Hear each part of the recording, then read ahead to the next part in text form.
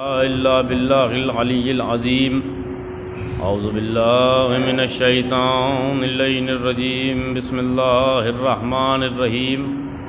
الحمد لله رب العالمين والصلاة والسلام على أشرف الأنبياء والمرسلين سيدنا ونبينا وشفيع ذنوبنا وحبیب قلوبنا وطبیب نفوسنا مولانا ومقتدانا وہادینا ومولا الکونین جد الحسن والحسین بالقاسم محمد وعلى اہل بیتہ الطیبین الطاہرین الذی کان علیا فی درجاتہ وفاطما فی تطہیر آیاتہ وحسنا فی اخلاقہ وشہیدا فی تجلیاتہ وزین العابدین فی عباداتہ وباخرا فی علوم الاولین والآخرین بمعلوماتہ وصادقا فی اقوالہ وکاظما فی احوالہ ومتمکنا فی مقام الرضا وجوادا کفہ عند العطاء وہادیا الی سبیل النجاۃ وعسکریا فی الغزوات ومہدیا الی طریق الیقین الذین اذھب اللہ عنہم الرجس اہل البیت ویطہرکم تطہیرا.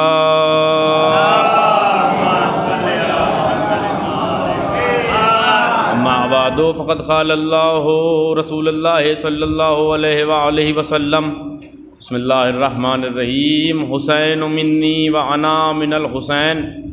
صلوات پڑھیں عظمت محمد.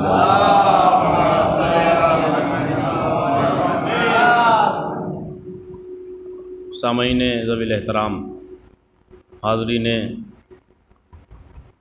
فرش عزا، ماتمداران، اسیران اہل حرم و شہدائے کربلا و سرائے کربلا، آج سفر المظفر کی 12ویں تاریخ آپ اور ہم اس بے نیاز بادشاہ کے دربار میں اس کی بے نیازی کا ذکر کرنے کے لیے جمع ہیں. وہ حسین کہ جس کی وجہ سے آج مسلمان اسلام کا کلمہ بھی پڑھ رہا ہے اور فخر کے ساتھ اپنے آپ کو مسلمان کہلا رہا ہے. یہ اگر صدقہ ہے تو یہ اسی بادشاہ کا ہے کہ جس کا نام حسین ابن علی ہے. یہ اسی بادشاہ کا صدقہ ہے کہ جس کے قربانی کے باعث ہم اور آپ یہاں پر جمع ہیں اور اس کی بے نیازی کا ذکر کرنے کے لیے ہم یہاں جمع ہوئے ہیں. میں نے جس حدیث رسول کو سرنامہ بیان قرار دیا ہے، میں کوشش کروں گا کہ انشاءاللہ آخر کلام تک اسی حدیث کی روشنی میں امام حسین علیہ السلام کی ذات پر اپنی کم علمی کا اور اپنی جو ہے لا علمی کہہ لیجئے، کم علمی بھی نہیں، کا مکمل اعتراف کرتے ہوئے میں آپ تک امام حسین علیہ السلام کے عرفان حسین ابن علی کے ذیل میں گفتگو کرتا رہوں گا انشاءاللہ. اور مجھے یقین ہے اور مکمل یقین ہے کہ آپ ضرور اپنی دعاؤں سے نوازیں گے جیسا کہ آپ نوازتے چلے آئے ہیں. بہرحال کل کا وقفہ ہوا ہے، آج 12ویں تاریخ ہے، آج سے گفتگو کا آغاز ہو رہا ہے. آغاز گفتگو میں عرفان حسین ابن علی کے حوالے سے چند معروضات اور چند گوشے آپ تک پہنچانے کی کوشش کرتا ہوں. حسین ابن علی کس ذات کا نام ہے؟ دیکھیے، امام حسین ابن علی وہ ذوات مقدسہ ہے، وہ ذات ہے کہ آج کائنات میں کوئی انسان جو انسانیت پسند ہے ایسا نہیں ہے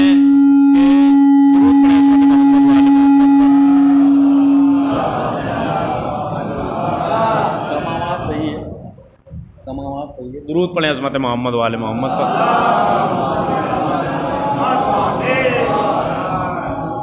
بہرحال یہ مائک جو ہیں یہ تو مادی چیزیں ہیں، اور جب تذکرہ نور کا ہو تو مادیت قاصر آ جاتی ہے۔ جب نور کا تذکرہ ہوتا ہے تو نور کی لطافت مادیت برداشت نہیں کر پاتی ہے۔ تو ہوتا یہ ہے کہ مادیت جو ہے اپنی اوقات دکھا دیتی ہے، اس لیے کہ نور کے سامنے، اور نور بھی ان کا کہ جہاں پر جبریل جیسا نور بھی قاصر آ جاتا ہے اور ان کے ساتھ نہیں چل پاتا۔ بھائی جہاں وہ فرشتہ کہ جسے پروردگار عالم نے تمام فرشتوں کا سردار بنایا، سید الملائکہ ہیں جبریل۔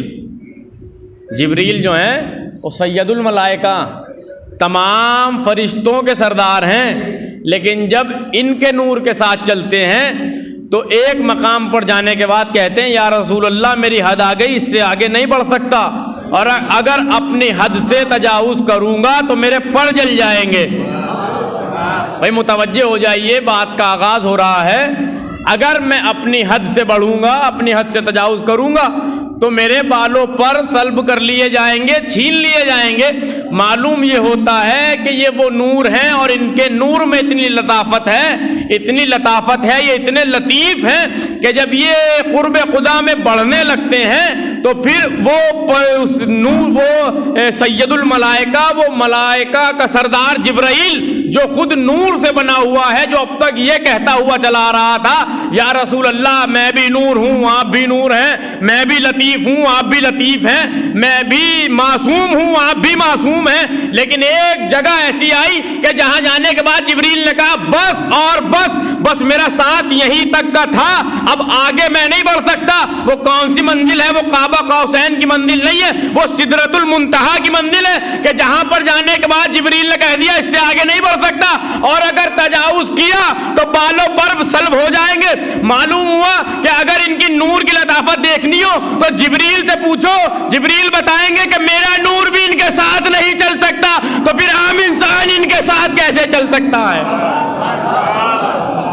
بھائی جب ایک نور سید الملائکہ جب اپنی وہ ان کی نور کی لطافت برداشت نہ کر سکے تو خاکی بندے، یہ خاک کے پتلے، یہ گناہیں، یہ پیکر جو ہے، جو گناہوں کا پیکر ہے، یہ کہنے لگے کہ ہم جیسے تھے رسول، ہم جیسے تھے۔ اگر یہ کہنے لگے تو پھر جبریل سے پوچھو نا ان کی مرتبہ کیا ہے، جبریل بتائیں گے۔ بھائی کوئی بشر بتانے والا نہیں ہے، اس لیے کہ دیکھیں جب معصوم کی بات ہوتی ہے تو پتہ معصوم سے چلتا ہے کہ اس کا مرتبہ کیا ہے۔ بھائی معصوم کی بات غیر معصوم سے معلوم نہیں کیا کرو۔ اگر معصوم کا مرتبہ پوچھنا ہو تو معصوم بتائے گا یا پھر وہ بتائے گا کہ جنہیں انہوں نے اختیار دے رکھا ہے، اور وہ کون ہے کہ جو ان کا مرتبہ بتائیں گے؟ وہ وہی ہیں جو ان کے دروازے پر ملتے ہیں، جس میں کسی کا نام سلمان ہے، کسی کا نام خنبر ہے، کسی کا نام ابو ذر ہے۔ یا تو معصوم ان کا مرتبہ بتائے گا یا وہ بتائیں گے کہ جنہوں نے انہیں اختیار دیا، انہوں نے ہی تو اختیار دیا ہے۔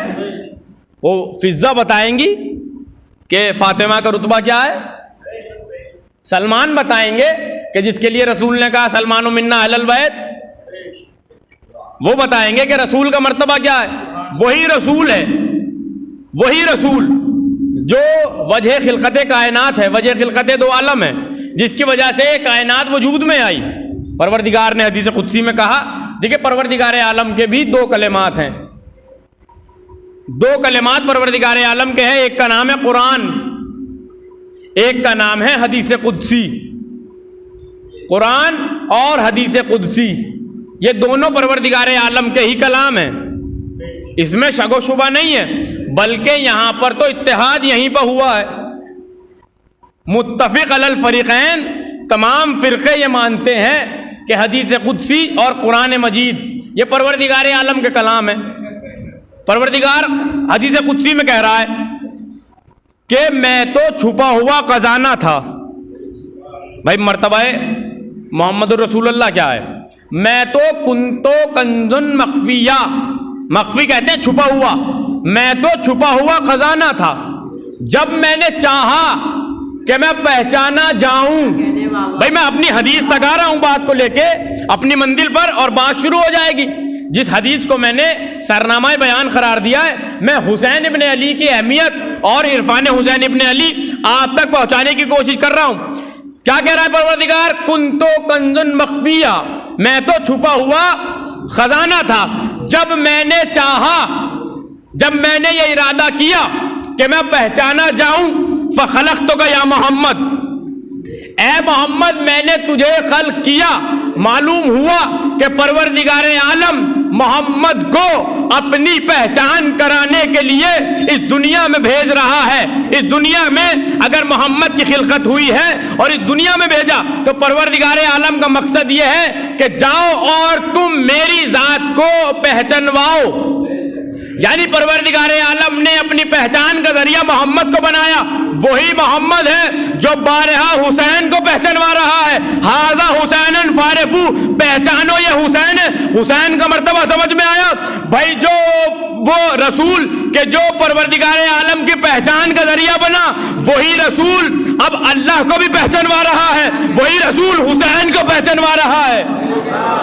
بھائی جملہ رائے گا چلا گیا۔ میں نے آپ کی خدمت میں بہت قیمتی جملہ پیش کیا تھا کہ وہ رسول کے جس کو یہ ذمہ داری دی گئی تھی کہ تم اللہ کو پہچانوانا، وہ اللہ کے گھر میں حسین کو پہچانوا رہا ہے۔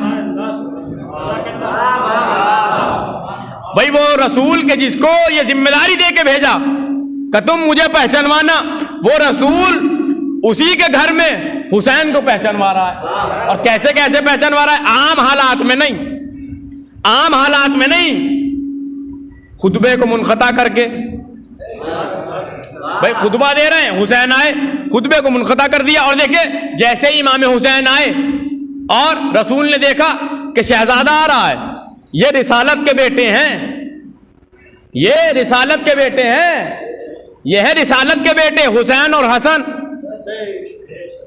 بھائی آپ زیارت میں پڑھتے ہیں السلام علیکم یا ابن رسول اللہ، اے رسول کے بیٹے حسین، آپ پر ہمارا سلام۔ یہ ہے رسالت کے بیٹے۔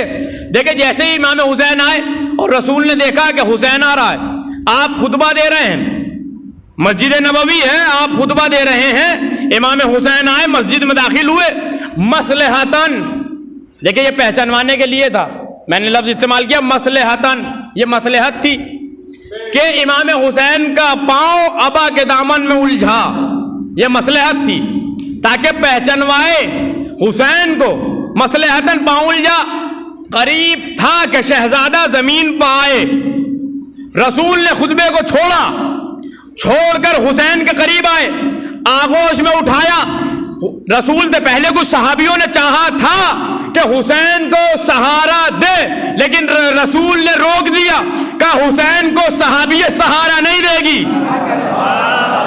بھائی متوجہ ہو جائیے، جیسے ہی صحابیوں نے چاہا کہ حسین کو سہارا دے، رسول نے کہا تم ٹھہرو، ہم سہارا دیں گے۔ رسول خود خطبے کو چھوڑا، چھوڑنے کے بعد آئے، حسین کو اٹھایا۔ صحابیوں نے پوچھا یا رسول اللہ آپ خطبہ ارشاد فرما رہے تھے، کیا ضرورت تھی کہ آپ نے خطبے کو منقطع کیا اور حسین کو سہارا دیا؟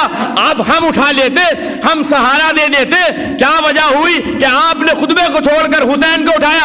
رسول نے کہا سنو، جب جب امامت پہ وقت پڑے گا تو رسالت سہارا دے گی، جب رسالت پہ وقت پڑے گا تو امامت سہارا دے گی۔ درود پڑھیں عظمت محمد و آل محمد پر۔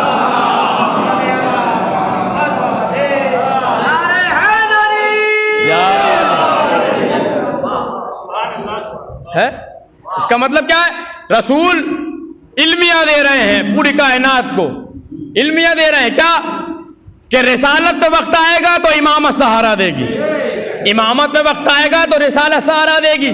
صحابیت کا سہارا انہیں نہیں چاہیے، یہ صحابیت کا سہارے پہ نہیں ہے، بلکہ یہ رسالت امامت کا سہارا، امامت رسالت کا سہارا۔ رسول نے کیا کہا؟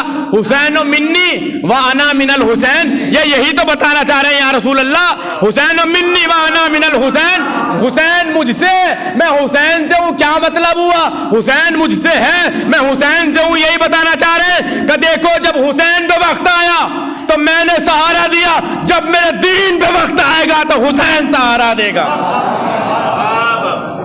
درود پڑھیں عظمت محمد و آل محمد پر۔ جب میرے دین پر وقت آئے گا، حرف آئے گا، تو حسین سہارا دے گا۔ یہی بتانا چاہتے ہیں یا رسول اللہ۔ کون ہے حسین ابن علی؟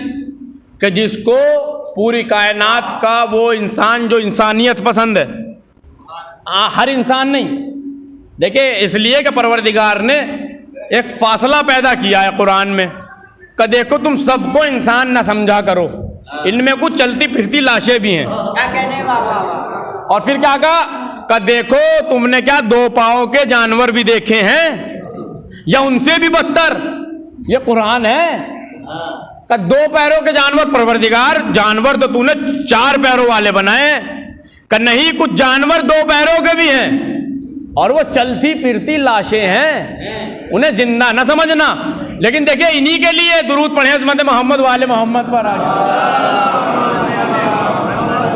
پروردگار کہہ رہا ہے چلتی پھرتی لاشیں ہیں، لیکن اسی میں کہہ رہا ہے پروردگار کہ شہیدوں کو مردہ نہ سمجھنا۔ خبردار، بڑے جو ہے غضبناک ہو کر پروردگار کہہ رہا ہے خبردار، شہیدوں کو مردہ نہ سمجھنا، کہنا دینا، ان کے بارے میں تصور بھی نہ کرنا۔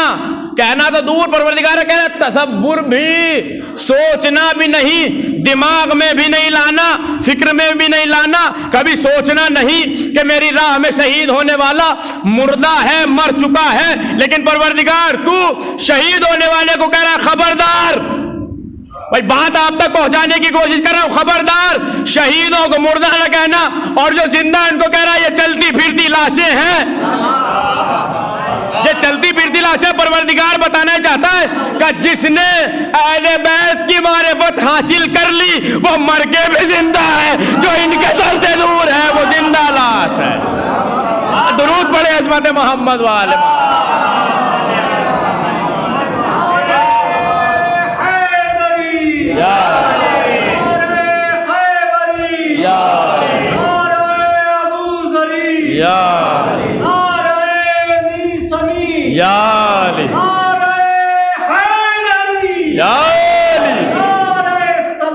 اللہم صلی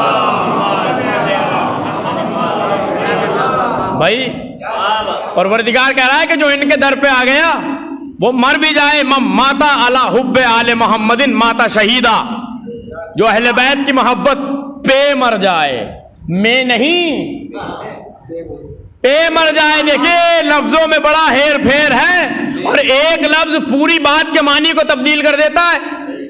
فقط ایک لفظ، ایک حرف، ایک نقطہ اگر آپ پیش کو زبر سے یا زیر سے بدل دیجئے تو بات کے معنی تبدیل ہو جاتے ہیں۔ پروردگار کیا کہہ رہے ہیں؟ رسول من ماتا علی حب آل محمد ماتا شہیدہ، جو اہل بیت کی محبت پر مر جائے، میں نہیں، پر مر جائے، یعنی رسول بتانا چاہتے ہیں اہل بیت کی محبت زندگی میں صرف کام نہیں آئے گی، اگر زندگی میں صرف محبت رہی تو کام آنے والی نہیں ہے، لیکن جب تمہیں موت آ جائے اس وقت بھی تم اہل بیت کی محبت پر قائم رہو۔ یعنی دل میں اہل بیت کی محبت ہے اور مرتے وقت اہل بیت کی محبت دل میں نہیں ہے، تو کیا وہ شہید ہے؟ نہیں۔ اگر میں ہوتا تو کہنے والا کہہ دیتا ہمارے دل میں تو تھی، یہاں ہو جاتا تھی تو بچ جائیں گے، شہید ہیں۔ نہیں، رسول نے کیا کہا؟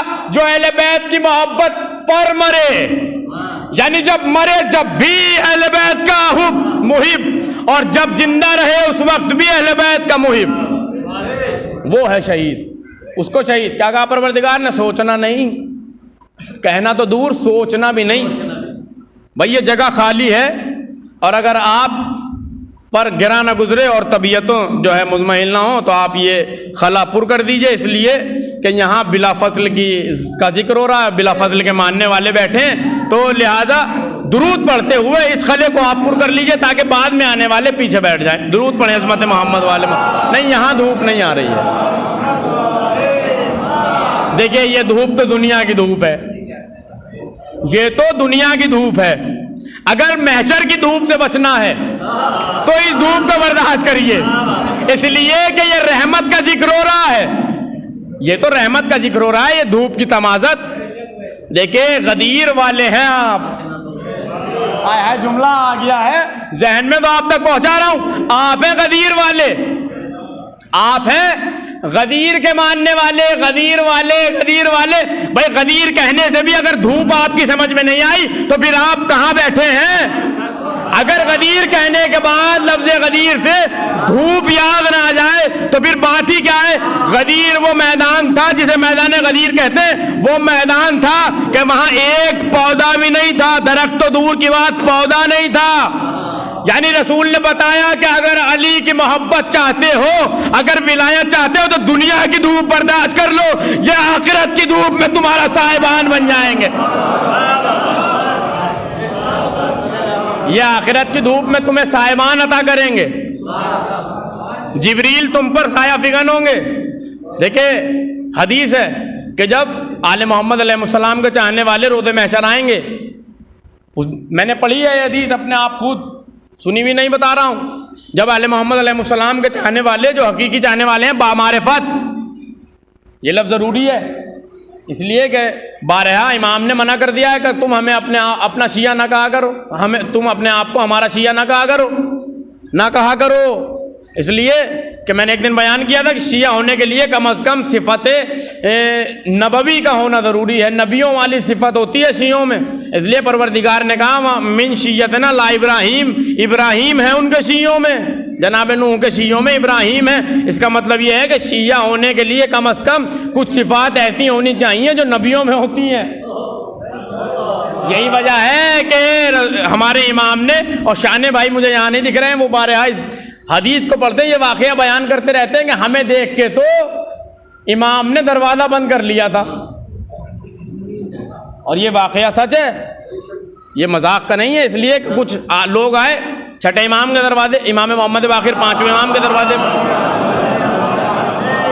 امام پنجم کے دروازے پہ آئے. آنے کے بعد کہا دخل الباب کیا کہ کون کہا ہم آپ کے شیعہ. جیسے ہی کہا تو امام نے کہا نہیں, واپس جاؤ. جب زیادہ اصرار کیا امام نے دروازہ کھولا, کہا کون ہو؟ کہا ہم آپ کے شیعہ ہیں. کہا تم ہمارے شیعہ ہو؟ کس نے کہا؟ کہا ہم کہتے ہیں. کہا نہیں تم ہمارے شیعہ نہیں ہو. دروازہ بند کر لیا, منہ پہ دروازہ بند کر دیا. جب بار بار آئے تو امام نے کہا کہ دیکھو اپنے آپ کو ہمارا شیعہ نہ کہا کرو, اگر کہنا ہی ہے تو محب کہا کرو, چاہنے والے کہا کرو. تم اپنے آپ کو ہمارا چاہنے والا کہا کرو کہ ہم آپ کے چاہنے والے ہیں. اسی لیے حدیث قصہ میں ہے کہ وہ محبینا شیعتنا و محبینا, شیعہ اور محب, حدیث قصہ میں ہے یہ شیعتنا و محبینا و فیہم محموم. یہ حدیث قصہ کا فقرہ ہے کہ شیعہ اور محب. اس کا مطلب یہ ہے کہ یہاں بھی دو کیٹیگری ہیں, ایک شیعہ ہیں ایک محب ہیں. تو شیعہ ہونے کے لیے کم از کم صفات انبیاء کا ہونا ضروری ہے, کوئی صفت تو ہو, کسی پرسنٹ تک ہو. اس لیے کہ دیکھیں وہ تو نبی ہیں, وہاں تک تو کوئی انسان نہیں پہنچ سکتا, کوئی نہیں. اس لیے کہ وہ منصوص من اللہ ہیں, اللہ کا عہدہ ان کے پاس ہے, اللہ نے انہیں معصوم بنا کے بھیجا ہے. وہاں خطا کا امکان ہی نہیں ہے, وہاں تو یہ فکر ہی نہیں ہے, یہ سوچ ہی نہیں ہے کہ ہاں خطا ہونے والی ہے, گناہ تو بہت دور کی بات. وہاں تو ترک اولا بھی ایک ہی بار ہوا تھا, اس کے بعد نہیں ہوا. وہاں تو خطا کا امکان نہیں ہے. لیکن ائمہ بتانے چاہتے ہیں کہ کم سے کم ان کے جیسی صفت, ان کے جیسی. دیکھیں شبیہ کا تو بڑا مانا جاتا ہے. شبیہ کو تو ہمارے یہاں ہر چیز کی شبیہ ہمارے یہاں ملتی ہے. شبیہ روضہ, شبیہ علم, شبیہ ذوالجناح, شبیہ تابوت, شبیہ گہوارہ علی اصغر. تو کم از کم تم وہ نہ صحیح ان کی شبیہ بن جاؤ. بھائی میں نے فقرہ کہا ہے کہ کم از وہ نہیں بن سکتے, ان کی شبیہ بن جاؤ, تاکہ وہ کہیں کہ ہاں یہ ہے ہمارا جانے والا. میں نے ایک دن واقعہ بیان کیا تھا ہارون مکی کا. ہارون مکی کون ہے؟ شیعہ. دیکھیں جناب سلمان کے لیے ہے کہ سلمان بعض انبیاء سے بھی افضل ہیں, 10ویں درجے پہ فائز ہیں ایمان کے, اس سے آگے کوئی درجہ نہیں ہے دنیا والوں کے لیے. کیا کہہ رہے ہیں کہ سلمان بعض انبیاء سے افضل ہیں. سلمان, اس کا مطلب یہ ہے کہ ان کے پاس انبیاء والی صفات ہیں. یہ صفات کس نے دی ہے؟ یہ اختیار کس نے دیا؟ یہ انہوں نے تو دیا ہے, اللہ نے انہیں دیا. اللہ نے اپنا اختیار انہیں دے دیا. اب یہ مختار ہیں, یہ ہو گئے مختار، اللہ نے انہیں اختیار دے دیا، ساری کائنات کا اختیار ان کے ہاتھ میں ہے۔ اب جو ان کے دروازے پر ان کے در کا حق ادا کر دے گا، ان کی غلامی کا حق ادا کر دے گا، وہ سلمان فارسی ہوگا تو سلمان محمدی بن جائے گا۔ سلمان فارسی سے وہ سلمان محمدی بن جائے گا۔ تو کیا کہہ رہے ہیں؟ ان من شیعتنا لا ابراہیم، شیعہ تو ابراہیم ہے، ابراہیم ہے شیعہ۔ بہرحال وہ بات کہاں سے شروع ہوئی تھی کہ شہید کے لیے سوچنا نہیں، فکر بھی نہیں کرنا، غور نہیں کرنا کہ یہ مردہ ہیں، یہ تو ہماری بارگاہ سے رزق پاتے ہیں، یہ تو ہماری بارگاہ سے رزق پاتے ہیں۔ اور پھر کیا کہا رسول نے؟ من مات علی حب آل محمد مات شہیدہ، جو اہل بیت کی محبت پر مر جائے وہ شہید ہے، وہ ہے شہید جو پر مرے، میں نہیں جو آخری وقت بھی۔ اس لیے کہ دیکھیں اہل بیت کا محب جو ہوتا ہے وہ اپنی زندگی میں امام کے آنے کے آثار ڈھونڈتا ہے، دیکھتا رہتا ہے، پہچانتا رہتا ہے کہ جب میرا آخری وقت آئے گا تو امام آئیں گے، اور آتے ہیں اپنا چہرہ دکھاتے ہیں۔ اس لیے کہ جب تک رحمت نہیں آئے گی اس رحمت سے آزاد نہیں ہوگا انسان۔ جب رحمت کا جو ہے داخلہ ہوتا ہے اس وقت اس زحمت سے، جو اس وقت اس کے جو ہے گردن میں پڑی ہوئی ہوتی ہے وہ زحمت، روح کا جسم سے نکلنا بڑی بھاری منزل ہے، بڑی مصیبتوں کی منزل ہے۔ اس لیے کہ یہاں پر تو انبیاء بھی قاصر نظر آئے ہیں۔ جناب موسیٰ بار بار منع کر دیتے، جی بھیج دیتے تھے ملک الموت کو، واپس جاؤ، ابھی نہیں، اب بنا اجازت کے آ نہیں سکتے، اور نبی اجازت دے نہیں رہا ہے۔ لیکن اتنی آسانی سے روح کیسے نکل جاتی ہے چاہنے والوں کی؟ اس لیے کہ رحمت آ جاتی ہے سامنے۔ آنکھوں کو جب علی کا دیدار ہو جاتا ہے، اور جب یہ آنکھیں علی کو دیکھ کر خیرہ ہو جاتی ہے، تو پھر کچھ اور تو ذہن میں ہی نہیں رہتا۔ بھائی جو علی کا نام سننے سے یہ کیفیت ہو جاتی ہے، جب علی کو دیکھ لیتا ہے تو کیا کیفیت ہوتی ہوگی؟ جب علی کا نام سننے سے کیفیت جو ہے سامنے آ جاتی ہے تو بات کہیں اور چلی جا رہی ہے۔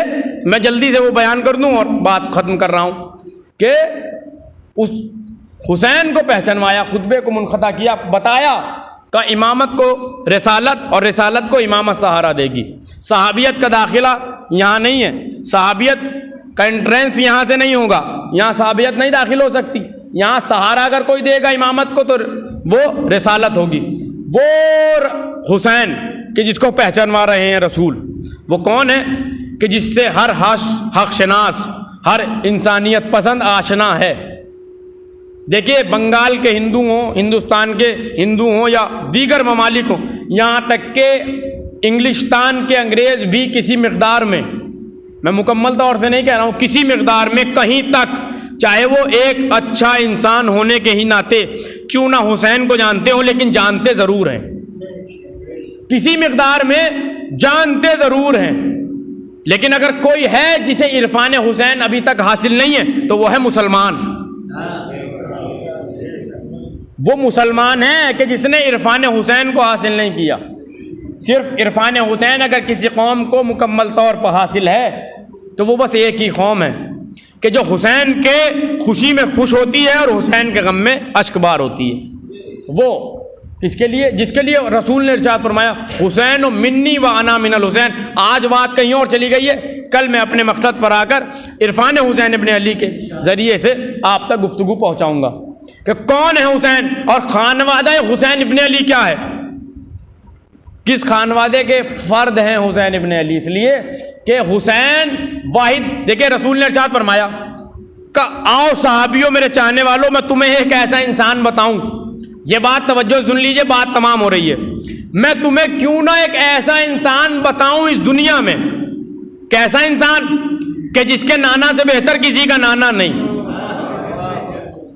جس کی نانی سے بہتر کسی کی نانی نہیں، جس کے دادا سے بہتر کسی کا دادا نہیں، جس کی دادی سے بہتر کسی کی دادی نہیں، جس کی پھوپھی سے بہتر کسی کی پھوپھی نہیں، جس کے بھائی سے بہتر کسی کا بھائی نہیں، جس کے باپ کا جواب دنیا میں نہیں ہے، جس کی ماں کے لیے یہ کائنات بنائی گئی ہے۔ میں کیوں نہ ایک ایسا انسان تمہیں بتاؤں۔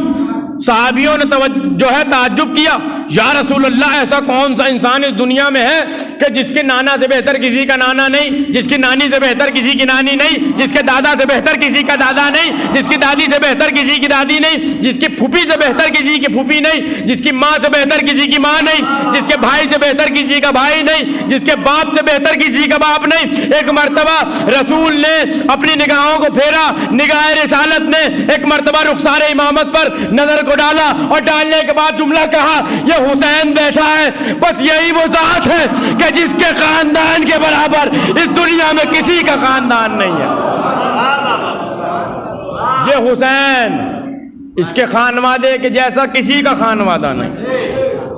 یہ حسین ابن علی پہچانوا رہے ہیں رسول، ھذا حسین فارفو، پہچانو یہ ہے حسین، یہ وہ فرد ہے، یہ وہ ذات ہے، یہ ذات واحد ہے کہ جس کے خانوادے کے جیسا کسی کا خانوادہ نہیں ہے۔ اور کون ہے نانا؟ یہ تو آپ جانتے ہیں، نانا کون ہے، نانی کون ہے، دادا کون ہے، دادی کون ہے، آپ سب جانتے ہیں۔ لیکن کل اس پر روشنی ڈالوں گا اور میں جانتا ہوں بالکل کہ آپ مجھے دعائیں دیں گے، لیکن آج بات یہیں پہ تمام ہو رہی ہے کہ رسول کہہ رہے ہیں کہ وہ انسان کون ہے کہ جس کے خانوادے سے بہتر کسی کا خانوادہ نہیں، وہ حسین ابن علی۔ اس لیے کہ ان کی برابری کوئی نہیں کر سکتا، ان کی تو بات بہت بڑی ہے، یہ تو امام ہیں، یہ تو رسول کے بیٹے، یہ رسالت کے بیٹے ہیں، ان کی تو بات بہت دور کی ہے، ان کے اصحاب کی کوئی برابری نہیں کر سکتا۔ یہ تو پھر بلندات ہیں، ان کے اصحاب کی کوئی برابری کر کے دکھائے۔ حسین نے خود منع کیا، میں نے ایک شاید 10ویں کی مجلس میں یہ بیان کیا تھا کہ امام حسین ابن علی نے کہا کربلا کے میدان میں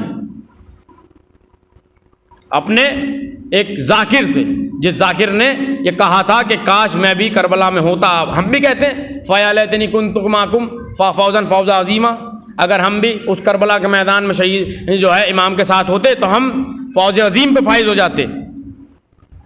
ہم زیارت میں پڑھتے ہیں، جب زیارت شہدائے کربلا پڑھتے ہیں تو یہ فقرہ پڑھتے ہیں کہ ہم بھی اگر کربلا میں ہوتے تو ہم فوز عظیم پہ فائز ہو جاتے۔ ہے یہ پڑھنا چاہیے، کہنا چاہیے بالکل، لیکن ایک ذاکر نے کیا کہا کہ اگر میں کربلا میں ہوتا تو میں بھی زہیر کے ساتھ اور حبیب کے ساتھ اور مسلم ابن اوسجا کے ساتھ امام کی نصرت اس طرح کرتا جس طرح انہوں نے کی۔ جب یہ ذاکر نے جملہ کہا، یہاں سے مصائب شروع ہو رہے ہیں۔ آج اس شہزادی کی شہادت ہے، اس لیے یہ مجلس دن میں ہو رہی ہے، اس لیے کہ رات کو خواتین کی مجلس یہاں ہونا ہے اور شہزادی کا تابوت برآمد ہونا ہے۔ ان کے اصحاب کی برابری کوئی نہیں کر سکتا۔ زہیر قین سعید تیروں کو روک رہے ہیں، کیا کہا ذاکر نے کہ اگر میں بھی کربلا میں ہوتا تو سعید و زہیر کے ساتھ تیروں کو روکتا۔ میں نے واقعہ پڑھا تھا، دوہرا رہا ہوں تاکہ آپ سمجھیں کہ حسین کون ہے اور انصار حسین کون ہیں۔ کیا کہا کہ میں اگر کربلا میں ہوتا تو ان کے ساتھ کھڑا ہوا ہوتا۔ امام حسین خواب میں آئے، دیکھا کربلا کا میدان، صفیں لگی ہوئی ہیں، یزید کی فوج امام پر حملہ آور ہے۔ امام وقت نماز ہوا، امام نے نماز قائم کی، نماز کی صفیں لگیں، امام نماز پڑھا رہے ہیں۔ امام نے سعید و زہیر سے کہا، سعید و زہیر ہم نماز پڑھتے ہیں، تم ہمارا دفاع کرنا، تم صفوں کے آگے کھڑے ہو جاؤ اور تم تیروں کو روکنا، جو تیر ہم پر چلائے جائیں گے تم ان کو روکنا۔ سعید و زہیر کھڑے ہیں، ذاکر نے دیکھا کہ میں بھی کربلا میں ہوں، یہ سب منظر سامنے۔ امام نے کہا آؤ تم بھی آؤ، آؤ تم بھی آؤ، تم بھی سعید و زہیر کے ساتھ کھڑے ہو جاؤ۔ سعید و زہیر کے ساتھ یہ بھی کھڑے ہو گئے، تیر چلے۔ ذاکر کہتا ہے کہ جیسے ہی کوئی سنسناتا ہوا تیر میرے ہاتھ کے پاس آیا، میں نے اپنا ہاتھ بچا لیا۔ جیسے کوئی سنسناتا ہوا تیر، تیز رفتار تیر میرے سر کے جانب آیا تو میں نے اپنے سر کو جھکا لیا۔ جیسے ہی جیسے میرے جسم کے قریب سے تیر گزرتے گئے میں اپنے آپ کو بچاتا چلا گیا۔ لیکن عزیزو، ذاکر کہتا ہے کہ غضب ہو گیا جب میں نے پیچھے مڑ کے دیکھا تو میرا حسین سر سے پاؤں تک تیروں میں چھلی کھڑا تھا۔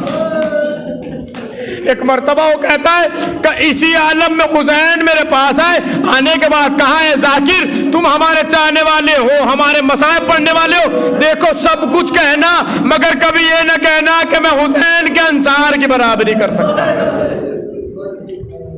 میں حسین کے انصار کی برابری کر سکتا ہوں، کبھی یہ فقرہ اپنی زبان پر جاری نہ کرنا۔ عزیزو، آپ آمادہ ہو گئے رونے کے لیے، بس آپ کو آمادہ ہی تو کرنا تھا، اس لیے کہ آج تو اس کا تذکرہ ہے کہ جس کا تذکرہ سن کے میں بڑا ہوا ہوں۔ آپ کو جب اپنے بچوں کو کربلا بتانے لگا کرو تو دیکھیں یہ فطرت کی بات ہے، یہ فطرت کی بات ہوتی ہے کہ آپ جو سن کے آدمی سے بات کرتے ہیں، اگر اسی سن کے آدمی کا ذکر اس کے سامنے کریں گے تو وہ جلدی سمجھ جاتا ہے۔ جب آپ اپنے بچوں کو، میرے ہاتھ جوڑ کر آپ سے درخواست ہے، جب اپنے بچوں کو کربلا سنایا کیجئے تو حسین کی 4 سال کی بچی کا تذکرہ کیا کیجئے، تاکہ بچوں کو سمجھ میں آ جائے کہ وہ اس یتیمہ کا ارے کیا قصور تھا کہ جس کے گالوں پر تماچے لگائے، وہ حسین کے جس کے لیے میرا 12واں امام، جس سکینہ کے لیے 12ویں امام زیارت ناہیہ میں کہتے ہیں سلام ہو میری کم سن جدہ پر کہ جس کے گالوں کی رنگت کربلا سے شام تک تبدیل ہوتی رہی۔ جیسے جیسے گلی کوچے تبدیل ہوتے رہے، جیسے جیسے بستیاں بدلتی چلی گئیں، جیسے جیسے یہ قافلہ بستیوں سے، گلیوں سے، کوچوں سے، شہروں سے گزرتا چلا گیا، قریوں سے، ویسے ہی ویسے سکینہ کے گالوں کی رنگت بدلتی چلی گئی، کبھی لال ہوئے، کبھی نیلے ہو گئے، کبھی اس طرح کے ہو گئے کہ اگر کوئی چھو لے تو خون نکل آئے۔ اس سکینہ کا تذکرہ ہے کہ جس کے بنا حسین کو نیند نہیں آتی تھی، جسے حسین کے بنا نیند نہیں آتی۔ عزیزو، جب حسین کے پاس تمام شبیہ موجود ہیں، اپنے بابا کی شبیہ عباس، اپنے نانا کی شبیہ علی اکبر، اپنے بھیا حسن کی شبیہ قاسم ہے، اپنی ماں کی شبیہ فاطمہ صغرا وطن میں موجود ہے، لیکن حسین نے پھر بھی نماز شب میں مصلی بچھا کر دعا مانگی، اور دعا مانگنے کے بعد یہ کہا، اور دیکھیں یہ بات میں کہہ دیتا ہوں، یہاں پر حدیث ہے امام حسین کی کہ وہ گھر مجھے بالکل پسند نہیں ہے کہ جہاں پر بیٹیوں کی قدر نہ کی جاتی ہو۔ امام حسین کہتے ہیں وہ گھر مجھے بالکل پسند نہیں ہے، میں اس گھر کا کبھی رخ نہیں کرتا ہوں کہ جہاں پر بیٹیوں کی قدر نہیں کی جاتی ہے، وہ گھر مجھے بالکل پسند نہیں ہے۔ لہذا دعا کیا کرو پروردگار ہمیں ایک بیٹی کی نعمت سے نواز دے، اس لیے کہ تو نعمتوں کا بدل نہیں چاہتا، نعمتوں کے لیے تو کبھی سوال نہیں کرتا پروردگار۔ تو وہ حسین کے جس کے پاس تمام شبیہ موجود ہے، لیکن پھر بھی نماز شب میں دعا کر رہے ہیں پروردگار تو مجھے ایک ایسی بیٹی عطا کر دے کہ جس کے بنا مجھے نیند نہ آئے، میرے بنا اسے نیند نہ آئے۔ عزیزو، جب یہ بیٹی ہوئی تو حسین نے نام بھی سکینہ رکھا۔ سکینہ کا مطلب ہے سکون دینے والی بچی، سکون دینے والی سکینہ جو اپنے بابا کو سکون دیتی تھی۔ جب اپنے بابا کے سینے پہ سوتی تھی تو حسین بڑے آرام سے سویا کرتے تھے۔ عزیزو، جب رخصت آخر کا وقت آیا، ایک مرتبہ حسین اپنے گھوڑے پر سوار ہوئے، ایڑ لگائی، کہا چلا یہ آخری سواری ہے، بس مجھے میری قتل گاہ تک پہنچا دے۔ ایک مرتبہ گھوڑا آگے نہیں بڑھا، جب امام نے کہا کیا ہوا، میں جانتا ہوں تو تھکا ہوا ہے، میں جانتا ہوں تو تھکا ہوا، تو نے لاشیں اٹھائے، لیکن یہ تو آخری سواری ہے، بس حسین پر احسان کر، حسین کو حسین کی قتل گاہ تک لے چل۔ ایک مرتبہ اپنے زبانی بے زبانی میں اپنے منہ کو پھیر کے کہتا ہے اے مولا کس طرح آگے بڑھوں، آپ کی 4 سال کی بیٹی سکینہ میرے سموں سے لپٹ کے کہتی ہے اے گھوڑے میرے بابا کو مقتل میں نہ لے جا، اس لیے کہ جو صبح سے مقتل میں گیا ارے وہ لوٹ کر نہیں آیا۔ اجرکم اللہ، زہرا بی بی کوئی غم نہ دے سوائے غم شہداء کربلا کے۔ عزیز و حسین اترے، سینے پہ سلایا، بابا اب آپ کا سینہ میسر نہیں ہوگا، بابا بس مجھے آپ اپنے سینے پہ آخری مرتبہ سلا لو۔ لیجئے، حسین جلتی ہوئی ریت پر لیٹے، سکینہ کو سینے پہ سلایا، سکینہ کو نیند آ گئی۔ سکینہ سے وصیت کی سکینہ ہمارے بعد کبھی میرے بیمار بیٹے کو پریشان نہ کرنا، کبھی بابا کے سینے کو طلب نہ کرنا، اس لیے کہ جہاں جگہ مل جائے ارے سو جانا۔ سکینہ ایسے سونے کا طریقہ بدل گیا، تم اپنی ماں کے ساتھ سونا، اصغر ہمارے ساتھ مقتل میں سوئیں گے۔ چلے گئے حسین، شہادت ہو گئی، 11 محرم آئی، قافلہ روانہ ہو گیا۔ عزیزو، سکینہ کی شکل میں، سکینہ کے ذہن میں ایک تصور موجود تھا کہ جب کوئی یتیم ہوتا ہے تو اس کے کانوں میں گوشوارے پہنائے جاتے ہیں، اس کو پیار کیا جاتا ہے۔ یہ سکینہ کے ذہن میں منظر مسلم کی بیٹی کا موجود تھا، لیکن جیسے ہی کربلا کے میدان میں صدا گونجی، قد قتل الحسین بکربلا، قد ذبح الحسین بکربلا، ایک مرتبہ سکینہ کو سمجھ میں آ گیا اب میں یتیم ہو گئی، کوئی آنے والا میرے سر پہ ہاتھ رکھ کے مجھے یتیمی کا پرزہ دے گا، لیکن کوئی یتیمی کا پرزہ دینے والا نہیں آیا۔ ارے شبر آیا، کانوں سے گوشواروں کو چھین کے اتارا۔ سکینہ نے مقتل کا رخ کیا۔ بابا، یتیموں کے ساتھ یہ سلوک کیا جاتا ہے؟ بس ایک روایت اور ختم ہو رہی ہے مجلس۔ جتنا اس یتیمہ کا پرسہ دیجئے، اس لیے کہ دیکھیں آج تو کم از کم آپ گھٹ کے نہ روئیے، اس لیے کہ آج اس کا ذکر ہے جسے رونے نہیں دیا گیا۔ جب جب رونا چاہا تب تب تماچے لگے، تازی آنے لگے۔ عزیزو، آپ شہادت سنتے رہتے ہیں، مولانا شہادت بیان کریں گے۔ میں ایک واقعہ آپ کو سناتا ہوں اور بات تمام ہو رہی ہے۔ عزیزو، جب یہ قافلہ زندان شام میں ہے تو ایک مرتبہ یزید کی خدمت میں ایک دربان آیا جو اس مسجد بنی امیہ کا دربان تھا، اس حجرے کا جس میں سر امام حسین رکھا ہوا تھا۔ اس حجرے میں ایک پتھر پر سر امام حسین رکھا ہوا تھا، مسجد بنی امیہ۔ اس کا دربان جو چوکیدار تھا وہ آیا اور آنے کے بعد یزید سے کہتا ہے، یزید تو مجھے دنیا کی کوئی اور سزا دے دے لیکن مجھے اس حجرے سے آزاد کر دے، مجھے اس حجرے سے آزاد کر دے۔ کہتا ہے کہ جو میں نے دیکھا وہ مجھ سے دیکھا نہیں جاتا، جو میں نے سنا ہے وہ مجھ سے سنا بھی نہیں جاتا۔ یزید کہتا ہے جب میں نے تجھے آزاد کیا، دیکھیے صاحبان اولاد کا مجمع ہے، یہاں پر کچھ کہنے کی ضرورت نہیں ہے۔ بیٹی فطرتاً باپ سے زیادہ محبت کرتی ہے، بیٹا فطرتاً ماں سے زیادہ محبت کرتا ہے، بیٹی باپ سے بہت محبت کرتی ہے۔ عزادارو، وہ کہتا ہے دربان کا جو میں نے دیکھا وہ دیکھا نہیں جاتا، جو میں نے سنا وہ سنا نہیں جاتا۔ یزید کہتا ہے جب میں نے تجھے آزاد کیا، لیکن ذرا بتا کے تو جا تو نے کیا دیکھا، تو نے کیا سنا۔ ایک مرتبہ وہ بیان کرتا ہے کہ یزید اگر سننا چاہتا ہے تو لے سن، کہ سنا کیا دیکھا، کیا تو نے سنا ہے۔ ایک مرتبہ وہ کہتا ہے کہ جیسے ہی شام کا وقت ہوتا ہے اور سورج غروب ہوتا ہے، جیسے ہی سورج غروب ہوتا ہے، ایک مرتبہ زندان میں کوئی بچی ہے جو بڑے پردرد لہجے میں آواز دیتی ہے، بابا، اے میرے بابا، ارے شام ہو گئی بابا، بابا میں آپ کا انتظار کر رہی ہوں بابا، بابا آپ لوٹ کے نہیں آئے، بابا میرے کان درد کرتے ہیں بابا، بابا میرے رخسار ریلے ہیں بابا، بابا اب آپ مجھے اس قید سے آزاد کرانے آ جاؤ بابا۔ کہ تو نے سنا تو یہ ہے، بس عزیز سنیے فقرہ، تو نے سنا تو یہ ہے، تو نے دیکھا کیا ہے؟ مجلس تمام ہو رہی ہے، تو نے دیکھا کیا ہے؟ دربان کہتا ہے کہ جیسے ہی اس بچی کی صدا ارے زندان سے بلند ہوتی ہے، میں نے دیکھا سر حسین پتھر سے اڑ جاتا ہے، پتھر سے اڑ جاتا ہے۔ جیسے جیسے وہ بچی بیان کرتی رہتی ہے، سر حسین حجرے کی چھت سے معلق ہو جاتا ہے، جب وہ بی بی تھک کے بے ہوش ہو جاتی ہے۔